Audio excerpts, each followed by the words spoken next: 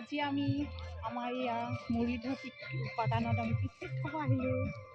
এতিয়া চাওকচোন ইমান ধুনীয়া জেগাখিনি।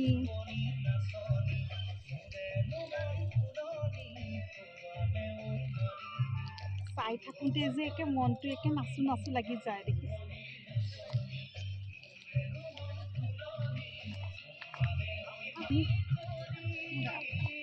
এয়া আমি লগতে পিকনিকটো খাম ইয়াতে। আজি আমি ইয়াতে আহিছোঁ। এয়া